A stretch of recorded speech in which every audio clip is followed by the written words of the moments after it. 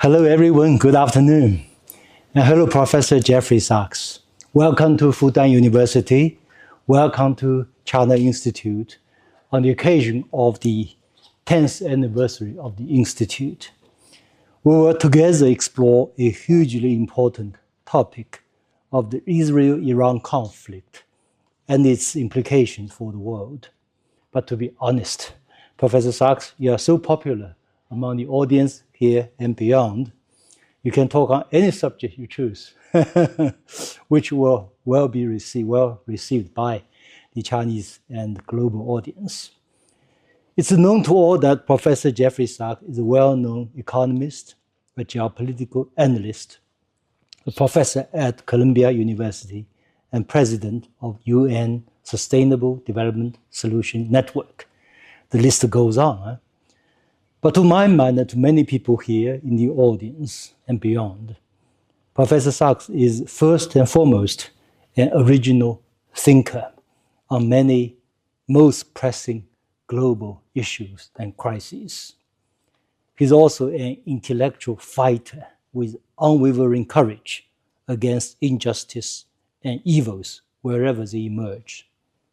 He's also a loud and articulate and highly reasoned voice for our collective conscience in the interest of mankind. So with this kind of deep appreciation and respect, Jeff, the floor is yours. Please.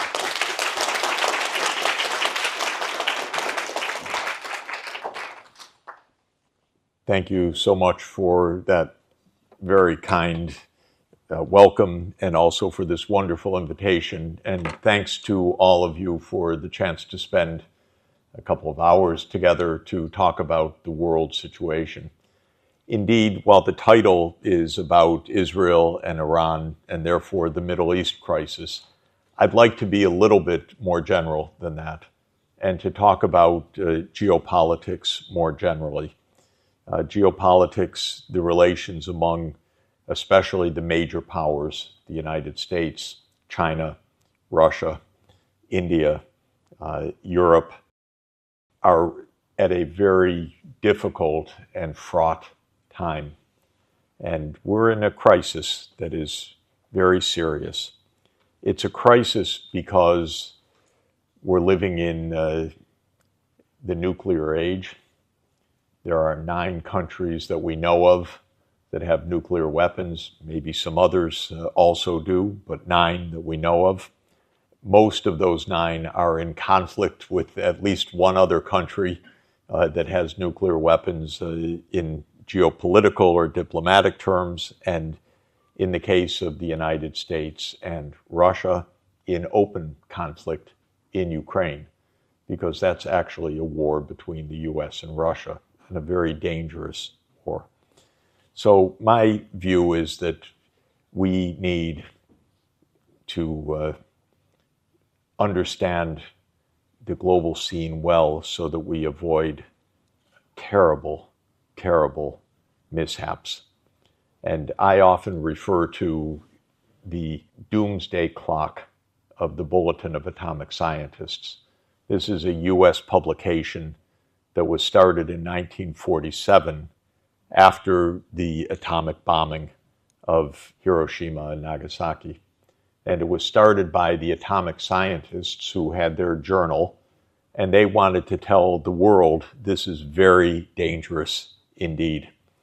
And the risks of this new age of nuclear weapons is unprecedented because the power of destruction is something unlike any time before. So they started this clock, and the clock puts the hands of the clock closer or farther from midnight. And when the clock was started, it was 7 minutes from midnight. And the message to the world was, we are close to destruction because of these new weapons. And that was in 1947 when the US alone had the atomic bomb. But then, of course, in 1949, that monopoly was broken by the Soviet Union, which developed its atomic bomb. and then in the 1950s and 1960s by Britain, France, China, and then we know Israel sometime in the 1960s, though never announced exactly, and then India, Pakistan, North Korea.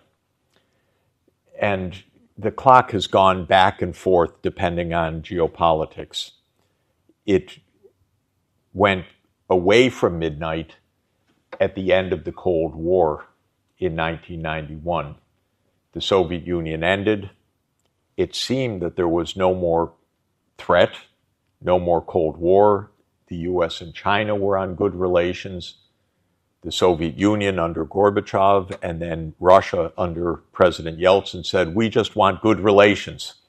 We want to rebuild. We want decent relations.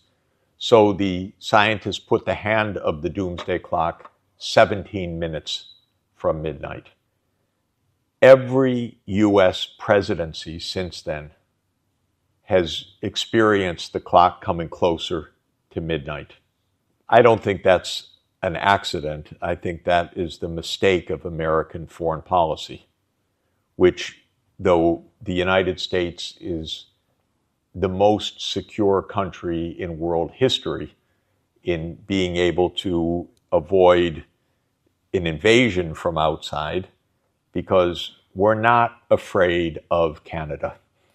We're not afraid of being invaded by Mexico, though there once was a war with Mexico in 1846, but they lost. So this is not a big threat. And we have two big oceans. So the US should be very calm. And the only threat that the US faces to its security at all is the possibility of a nuclear war, which should not be hard to avoid. You just have to be cooperative with other nuclear powers. But as I said, from 17 minutes to midnight, Bill Clinton came, it moved closer. George W. Bush Jr. came, it moved closer to midnight.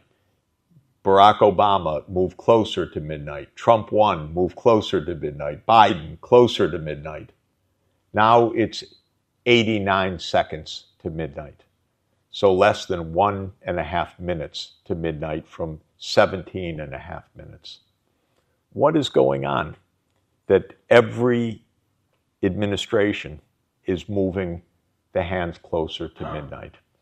Of course, there are many possible interpretations, but mine centers on the United States and centers on the Western world more generally, by which I mean the US, the European Union, Britain, Australia, New Zealand, if I could add those together, because those are offshoots of Britain as well. And in my view, what is going on is a serious misunderstanding of global reality by the leadership of my country that has persisted now for more than 30 years. You had a wonderful debate, Professor Zhang, with Francis Fukuyama, which I just had the chance to read from 14 years ago. And as you told me, you're right, you won the debate. But the idea of Professor Fukuyama already back in the early 1990s was that the West had triumphed and it was the end of history. And my basic understanding of the reality is something different. And that is that with the end of the Cold War, the world had triumphed in the sense that we had the chance to escape from nuclear war and from confrontation, and we had the chance for rapid economic development in all parts of the world, which China led and China exemplified. So from the 40 years from 1980 to 2020, China experienced the fastest economic development in world history for a large country. And it showed what's possible in our world today because of technology, education, infrastructure, how big an advance can be made.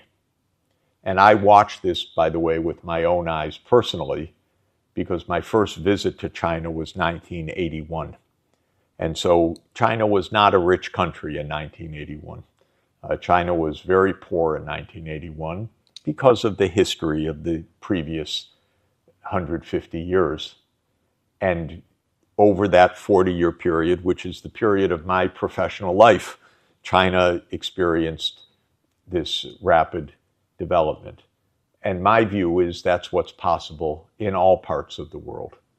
So while I completely hail China's accomplishment and know that it draws on deep roots of China's history and civilization, I do believe it's something that all regions of the world can accomplish.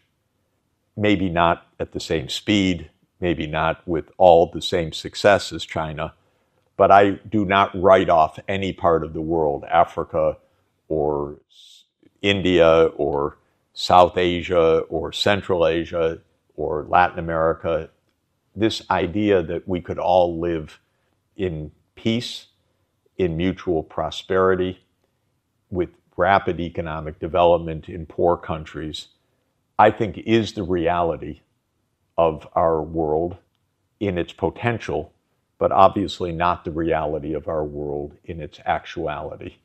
So we need to understand the world as it could be and then aim to achieve that world. Unfortunately, this was not the idea of the United States at the end of 1991 when Professor Fukuyama declared the end of history. The idea was that the Western world would lead the world from now onward, and especially the United States within the Western world would lead the world onward. Whether other regions developed or not was of modest interest, but if they did develop, they needed to develop under the wing of the United States. In other words, what was important at the end of the Cold War was dominance, not cooperation or peace. And this is why I think the world has remained and become more and more dangerous over the last 35 years. So to my understanding, we have a mindset problem.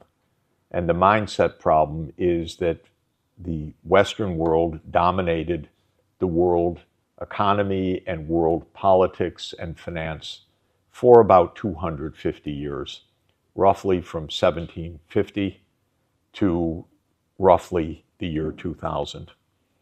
And during that period, the ideology in the Western world explained that dominance as an inherent, rightful feature of the world.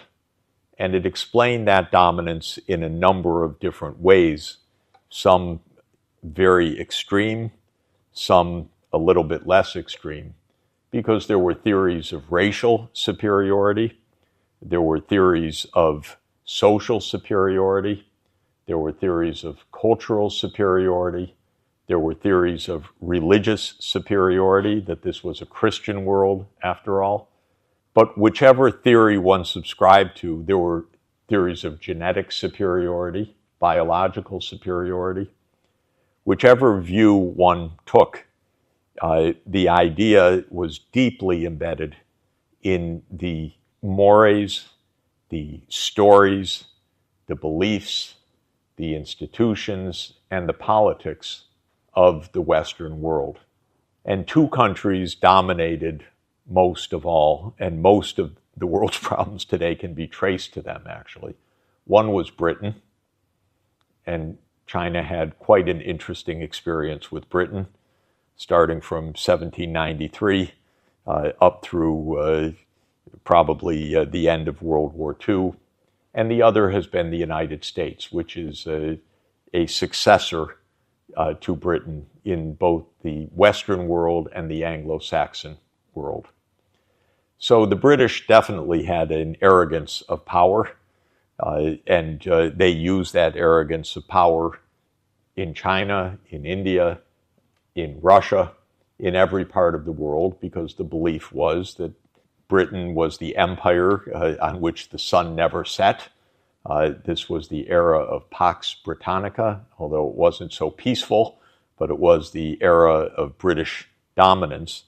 And the 19th century was really defined by British dominance internationally. Europe experienced two disastrous civil wars in the first half of the 20th century, which we call World War I and World War II, but in Europe, they were really civil wars within European countries. And at the end, Britain was no longer able to maintain a global empire, but the United States took over at that point. And the U.S. inherited the mindset and the institutions of British imperial rule. The main geopolitical institution of British imperial rule was to control regimes of different parts of the world. So Britain mastered what we call regime change operations. If you don't like a government, replace it. It's a different kind of foreign policy from diplomacy. In diplomacy, if you don't like a government, sit down and negotiate. If you're British in the 19th century and you don't like a government, threaten it, kill the person, the ruler, or overthrow it. And this was the main mode of British action. In the second half of the 20th century, the United States took over that method of operation. Indeed, the British taught it to the Americans, I would say. And in 1953, we did a joint venture together, the British and the Americans, the British MI6, the spy agency, and the CIA, to overthrow the government of Iran, which brings us to our current situation. Iran had a functioning democratic government in 1953, led by Prime Minister Mossadegh. He had a very radical idea. Mossadegh's idea in 1953 was that the oil that was under the ground actually belonged to the Iranians, where the British knew that it belonged to the British. So when the Iranian prime minister, democratically elected, said, "This is our oil, it's under our ground," the British government knew that it had to overthrow him. And it connected with the U.S. government, and they made a secret operation to overthrow Mossadegh and to install the Shah of Iran, a Pahlavi dynasty, and to make a police state under U.S. control. If you add up all such regime change operations by the United States between 1945 and 1989, at the end of the Cold War, one scholar, Lindsay O'Rourke, in an excellent book in 2017 called Covert Regime Change, and she was a student of John Mearsheimer at the time, she counted 64 covert regime change operations by the United States, mostly CIA-led, and 6 overt regime change operations, meaning an open war to topple another government. So 70 regime change operations. This is a very distinct kind of statecraft. It is the opposite of diplomacy. You don't have to deal with the other side, you have to control it, or overthrow it, kill it, assassinate the leader, make a coup, fix an election, buy an election, create unrest to topple a regime.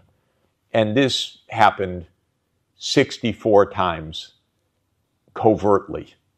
What does covert mean? Covert means that the U.S. denied its role, even though it was obvious to the people there. So when these events occurred, they're not really covert in the sense of who did this. Everyone says the United States did it, but the United States said, we didn't have anything to do with it. That wasn't us, that was a local unrest. So I mention all of this because that kind of arrogant statecraft which is imperial mentality, was the U.S. mentality from 1945 to 1991. It was justified to the American people as necessary because of the war against global communism. So that was the explanation that was given, and especially against the Soviet Union. And the United States accused the Soviet Union of wanting to take over the world, and it used that as an explanation to try to take over the world, every other place. And very importantly and interestingly, the United States rejected neutrality by any country and used the expression, if you are not with us, you are against us. So the U.S. also actively opposed neutrality. This is also a very interesting, peculiar idea, because many countries said, we don't want to choose. We want to trade with the Soviet Union. We want to trade with the United States. We don't have a big army. We don't attack us, but we don't want bad relations with either side. And the U.S. said, no, that's not good enough. You're either with us or you're against us. And very interestingly for scholars here, and this is a room of scholars, if you read the Peloponnesian War by Thucydides, which has become famous again because of Graham Allison's book, in the dialogue called the Melian Dialogue, which is a dialogue between Athens and the leaders of Melos, a small island, the Melians said, we want to be friends with Athens and we want to be friends with Sparta. And the Athenian says, no, you can't. You are with us against them. And the Melians said, no, but we want to be just neutral. Leave us alone. We like you, but we don't want to be part of your empire. We don't want to be part of their empire. And the Athenian says, no. If you do that, you will weaken our power in our realm. You will show to all of the allies of Athens that we're weak. So you must submit to us. Otherwise, we'll have to kill you. And actually, in history, apparently, in 416 BC, the Melos said, no, we will be neutral. And the Athenians invaded, and they killed all the Melian men, actually. Of course, what the Peloponnesian War really shows is that just 12 years later, Athens was defeated. So all that arrogance led to nothing but defeat. It even shows something more. Sparta, which won the war, disappeared from history also. So neither side won in the end. The war exhausted both sides, and Greece was invaded by Macedonia in the next century. So both sides lost from this ongoing war. But the arrogance of Athens is the arrogance of the United States. And by the way, Athens was a great democracy, and it had a great arrogance, and it made a great self-disaster by that arrogance. And by being a democracy, they elected a lot of stupid people that were very demagogic and that told them, why don't we invade Syracuse? Why don't we continue the war? And they had no sense, and they were defeated in the end. So I began much of my work during this period from 1989 onward. I was already working in Latin America, but then came the end of the Cold War. And just to say, I was an advisor to President Gorbachev, not personally, but through his chief economist. And then I was personally an advisor to President Yeltsin. And I was personally an advisor to the president of Ukraine and to many of the other leaders. And I thought, well, this is wonderful. The Cold War is over. We're all now in a market economy worldwide. We can all share in prosperity. The poorer countries can grow faster and close the income gap with the richer countries. And the richer countries should help the poorer countries to catch up. And then we'll have a safe, prosperous world. And I also believed and believe today as an economist, there's enough to go around. Because another theory of economics, the Malthusian theory, is there's not enough for everybody. So the fighting is inevitable. There will always be those who lose in the end because there's not enough for everybody in the world. We could discuss that, but I reject that on economic grounds. In other words, not out of moral theory, but out of practical theory. We could have everybody living in a good life as long as they're using solar power, not if they're using fossil fuel. So as long as we make the right technological choices, then there's enough to go around in the world for everybody in the world. That's what I argued in the early 1990s. The United States, however, maintained and even intensified its imperial idea. Instead of viewing the end of the Cold War as the opportunity for a new world order that was balanced, fair, peaceful, the United States viewed the end of the Cold War as the opportunity for hegemony. And that's very explicit. This became the ideology of the so-called neoconservatives who dominated American politics from 1991 basically until today. And the neoconservative idea is the world can only be safe if the U.S. leads the world, because the U.S. is a power for good, and so the U.S. should set the rules. It should be the world policeman. It should determine what happens in each part of the world, and then things will be fine. This is a very arrogant position, of course. It's a very delusional idea. But it is really the idea that was espoused by government after government starting in 1991. And I witnessed it close up because my argument as an economist was that we should help Russia to get back on its feet. We should help Africa to achieve development. We should make sure that poverty is overcome everywhere. And none of those ideas was accepted in the American political leadership, even by my own colleagues who were in positions of power temporarily.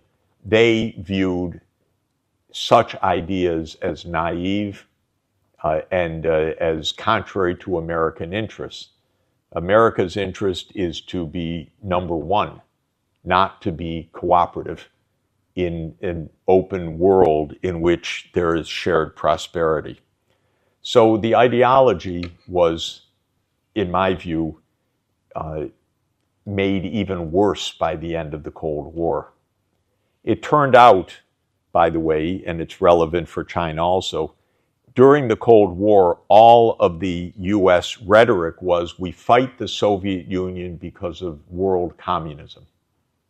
That word, as you know, in the American scene is viewed as something completely shocking. When Russia became independent and declared we are in a market economy, post-communist, this is another age, it made no difference to American politics. This is quite interesting.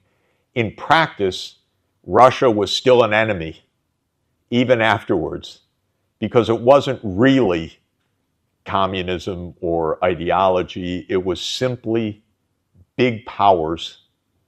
And in this, John Mearsheimer is right about the American mentality, which is that the United States sees Russia as a threat, not because of any specific ideology, but because it is big. And the United States sees China as a threat, not because of anything that China does or is other than being big and successful. And therefore, China's only offense is that it threatens American dominance. And that, I think, is a succinct description of the viewpoint of the American leadership. Now, to come back to my view of economics, this is a terrible mistake, not only on a moral level, but on a practical level. The United States has 4% of the world population, 335 million people. How could 4% of the world dominate the world? It's not possible, except if all the rest of the world were to remain poor, unsuccessful, backward, and so forth. But there's not only no moral reason for that, there's no practical reason why that should be the case. So I long believed that poorer countries can grow faster and catch up. And China, of course, is the greatest success story in history of that. But China follows a basic pattern that Japan followed previously, that Hong Kong, Singapore followed previously, because catching up is possible if the leadership is good, if the planning is good, if the strategy is good. There's all this headroom for rapid economic growth possible, and China proved the case once again at a scale unprecedented in history. So the U.S. viewpoint about dominance makes no sense, not only not morally and not practically in terms of security, because the world's not safe if the U.S. is rich and Russia is unstable with nuclear weapons. Why does that make the U.S. secure? That makes the U.S. more dangerous. But it's also wrong economically, because Russia will catch up. China will catch up. Africa will catch up. And the United States will find out that being 4% of the world population is just 4%. It's not enough to rule the world. The U.S. will have to learn to be cooperative, and will have to learn that statecraft is more than overthrowing governments. But, and here I will come to the point about current politics, the U.S. still does not understand this till today. And the wars that we see and the crises that we see are still crises of the old imperial mentality. So the war in Ukraine is a war that the U.S. caused, not a war that Putin caused, but a war that the U.S. caused by expanding the military alliance, NATO, eastward, and trying to set up a military base or bases in Ukraine and in the South Caucasus, especially the country Georgia. And the Russian government said, no, you can't have military bases on our border. We don't accept that. That's a real security threat for us. And the American position was, it's none of your business, Russia, what we do. If Ukraine says yes, we're going to put our missiles next to you. And President Putin said, no, you're not. That's dangerous for us. And the United States said, it's none of your business. And so this is the essence of the Ukraine conflict, which is that the U.S. said we can expand our military reach anywhere. The Russians said not on our border, and it finally came to war. Before it came to war, the government in Ukraine in 2010 was very clever. It said, we want neutrality. Well, read Thucydides. The Americans did not accept Ukraine's call for neutrality. What did the United States do to the president who wanted neutrality? It overthrew that president in February 2014. So the U.S. made a coup together with Ukrainian forces. The U.S. role was quite obvious, though it was denied, so we can call it a covert regime change operation. I happen to have been told by some of the participants just how much the U.S. played a role, and at a crucial moment, a phone call by the U.S. diplomat, Victoria Nuland, was intercepted by the Russians and posted online. And that call said the next government should be so-and-so, which was the next government, actually. So the U.S. chose the next government. And where is Victoria Nuland today? She is my colleague at Columbia University. So this is the route to success. Make a coup, and then you get to be a Columbia professor. So this is the Ukraine conflict. President Trump came into office saying, I want to stop this war because it's useless, and the Russians are winning on the battlefield. But interestingly, President Trump does not have the power or the logic to stop the war because he can't say publicly the obvious. He can't say to the American people, NATO will not expand. If he says that, he's declared, you're a weakling, you're a traitor, you're making a concession to President Putin, you're giving up, you're on the payroll of the Russians. And so the imperial logic still prevails, even if the individual as president might want to do something different. Of course, none of us can figure out Donald Trump's mentality, not even Donald Trump. So we don't know what he really, truly thinks, but what I know is that he seems to want to end the Ukraine war, but does not have the political strength and the individual leadership to end it because all around him is the military-industrial complex that says the U.S. can go where it wants. Then comes the Middle East conflict, second conflict. This is also an imperial conflict. It started, of course, as so many conflicts do, with the British. And the conflict with Ukraine, by the way, started with the British because in 1853, Britain went to war against Russia for exactly the same reason that the United States went to war against Russia in 2014. Britain said we need to weaken Russia in 1853. So the war in Ukraine is like the 19th century Crimean War, almost the same actors, but the United States wasn't involved in the first one, but Britain was involved in both of them. When it comes to the Middle East, this is also a crisis made by Britain, and it comes from World War I, as you know, when Ottoman Empire, which ruled the Middle East, was defeated by the Allied powers, the US, France, and Britain. And Britain was the dominant imperial power of the age, especially in the Middle East. It ruled over Egypt, it ruled over Aden, which is Yemen today, because this was the route to Britain's empire in India, the sea route. And so Britain was very careful to control the whole sea lane from the Mediterranean to India. And India was the crown jewel of the British Empire. So at the end of World War I, when the Turkish Empire was defeated, Britain aimed to control all of this territory. And it made many promises and many contradictory promises to other powers. Britain told the Arabs, you will control this region. Britain told the French, you will control this region. Britain told the Jews, you will control this region.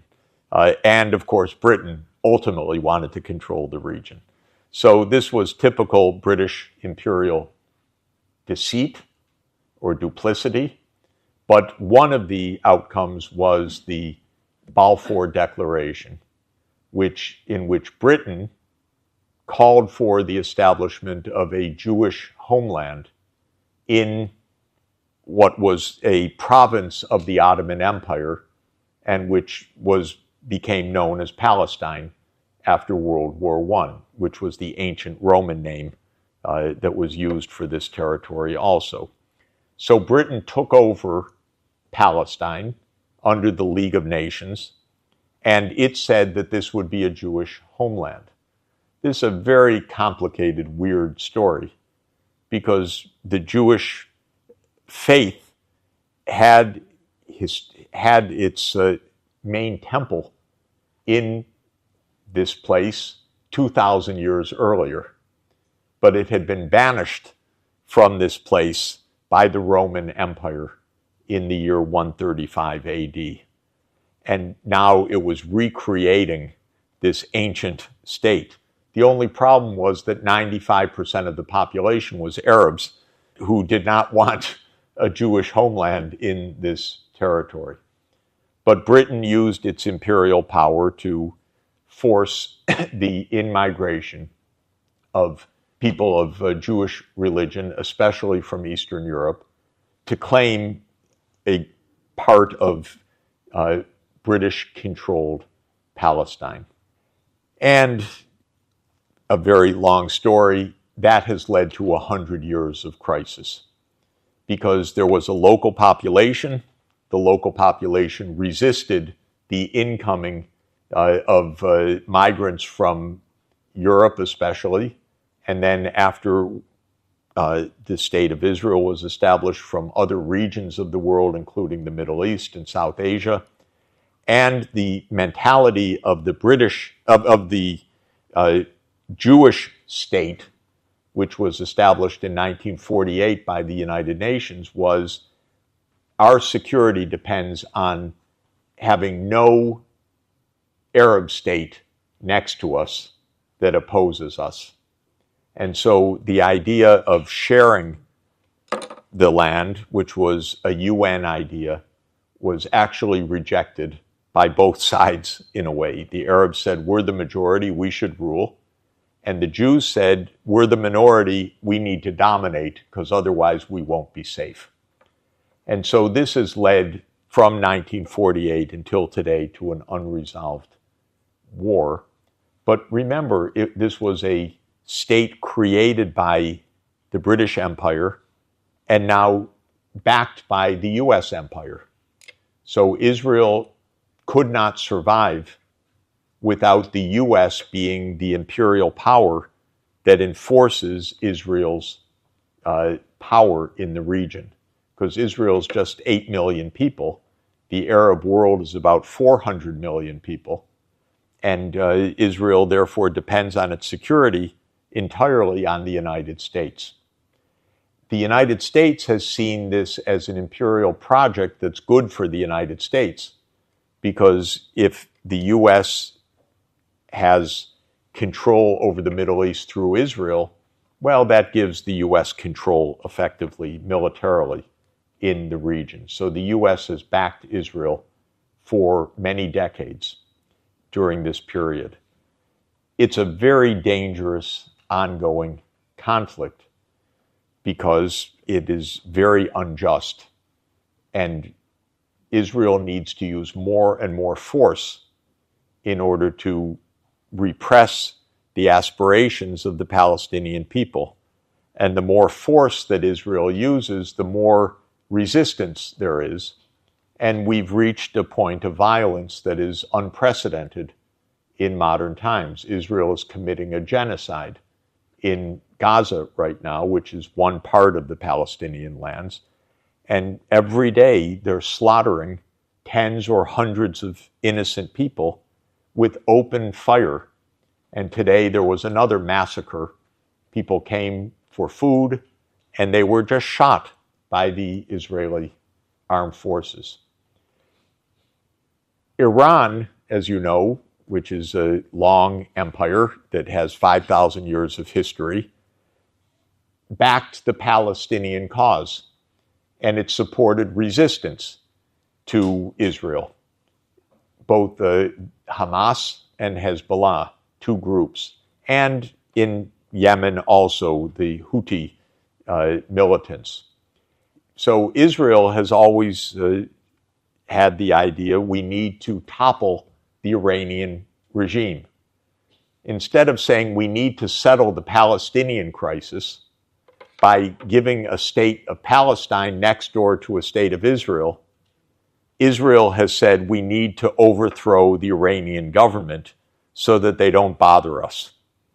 And Israel actually made a long list of governments that it wanted overthrown by the United States because those governments were resisting Israel's attempt to control the region. And the list actually was made, literally made, we want 7 governments overthrown. And that list was unveiled in 2001 one of our generals, General Wesley Clark, talked about this in an amazing set of interviews. And the 7 countries are Lebanon, Syria, Iraq, Iran, Somalia, Sudan, and Libya. So 7 countries that were supporting the Palestinian cause. And the Israeli government said to the Americans, you overthrow those 7 governments. Well, it's not so easy. Those turned into 7 major wars. We had the war in Lebanon for many, many years. We had a 15-year war in Syria, which is still going on because the U.S. tried to did overthrow the Syrian government. We had the U.S. invasion of Iraq in March 2003. We had the U.S. bombing of Libya in 2011, which created a civil war in Libya. We had the U.S. supporting an insurgency in Sudan to break Sudan into 2 countries, Sudan and South Sudan, both of which are in civil war now. And we have had the U.S. supporting interventions in Somalia, which is an ongoing battleground as well. So the U.S., the one that was missing up until 2 weeks ago, or up until last month, was Iran. And the Israeli government was always begging the U.S., bomb Iran, bomb Iran, bomb Iran. And finally, Trump, who's, again, not very smart, not very effective, not very capable of resisting these kinds of demands, said, okay, we'll bomb Iran. And the war, such as it was, lasted 12 days. Israel went in and assassinated dozens of people through its Mossad, the secret service, or the spy agency, but basically it's an assassination unit. And the idea was to create a regime change. But it failed. The government is intact, and the situation is more dangerous than ever because Iran is a country of 100 million people almost. It's a major country. It has big missile systems. It has a real military capacity, and it has an alliance with Russia. And it has friendship with other nuclear powers like Pakistan. So even if it doesn't have its own nuclear weapons, maybe Pakistan will give it nuclear weapons. Maybe Pakistan would defend Iran if there was a full-fledged war with Israel. So this is the second region where imperial mentality lasts until today. The U.S. is unwilling to compromise on the imperial prerogatives. So the final point that I want to raise and then close is the U.S.-China confrontation and how dangerous it is. As I said, the U.S. got along well with China from the 1970s to around 2010, in my estimation, because China was viewed by America as poor, lots of villages that grew rice. You could make our components for our products, make our smartphones, and so forth. But China wasn't a threat. And it was a good counterweight to the Soviet Union or to Russia. That was the attitude. Not too much more. So not too much attention given and not too much concern. And ideology played no concern because during the Cultural Revolution period, which was not exactly American ideology, This is when the relationship was formed between Mao and Nixon. Then came the opening, and that was an opportunity for investment and trade. That's fine. But ideology played no special role. Starting around 2010, the American leaders that were watching this said, oh, China's getting awfully big and rather successful. And then I think two announcements by China really opened up American eyes. One was the Belt and Road Initiative, which was suddenly an economic, financial infrastructure initiative that had suddenly 100 partner countries, and the U.S. didn't have anything like that. And then the Made in China 2025 program, which was a really brilliant initiative of China to identify 10 major technology areas and set policies to make a major advance in these areas. And this is one of the most successful industrial policies I know of in history, the Made in China 2025, because it really worked. It really produced the EV revolution. It really produced the digital revolution here. It really produced the renewable energy revolution. So it was very successful, but it terrified the Americans suddenly. So starting around 2015, the whole view changed almost suddenly in the United States. The view went from economic partnership to the need to contain China, the need to do something to slow down China's economic advance. Okay, all of this is quite dumb in my view. You don't get ahead in this world by stopping someone else, and there's no reason to. You're not going to be better off. You're not going to be safe. It's just a lose-lose proposition if it's successful, and it probably wouldn't be successful in any event. It started under Obama, by the way. It didn't start with Trump. It started definitely under Obama. And the Trans-Pacific Partnership idea, which was the dumbest idea of trade policy that I know of, which was to make an Asian trade system without China. How can you do that? China's the main trade country for all of Asia, but the United States had the idea, we'll make an Asian trade system without China. This is only in America could you have such delusions. In any event, it started with Obama, it continued with Trump, and it also implicates Taiwan issue, of course.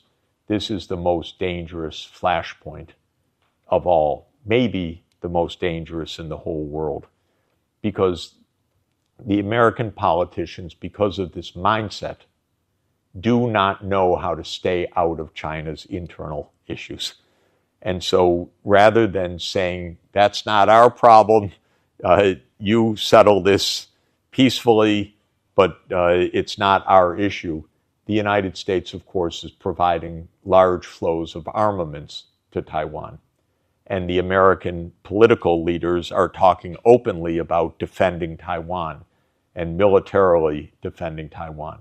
If China said, we're going to militarily defend the state of Missouri, or we're going to militarily defend Texas, or we're going to militarily defend California, it would not play very well in the U.S. But the U.S., because of the imperial mentality, cannot put itself in China's position or doesn't care to, because the U.S. can determine what should be done. So just to conclude, I view this issue as extremely dangerous. And peace actually depends on the good sense of the Taiwanese leaders, which is fragile. Because if a Taiwanese president were to declare independence, all hell could break out. Because the United States would not necessarily have any responsibility. And this is why the situation is so dangerous. And if Taiwan were smart, and my feeling is Taiwan could end up like Ukraine, destroyed in between two fighting giants. And if Taiwan were smart, the first thing they should say is to the United States, don't send us any weapons, please. We don't want a fight here. We'll handle our own diplomacy across the Taiwan Straits. Please, quote, don't defend us, because we don't want to end up like Ukraine, caught between two giant powers.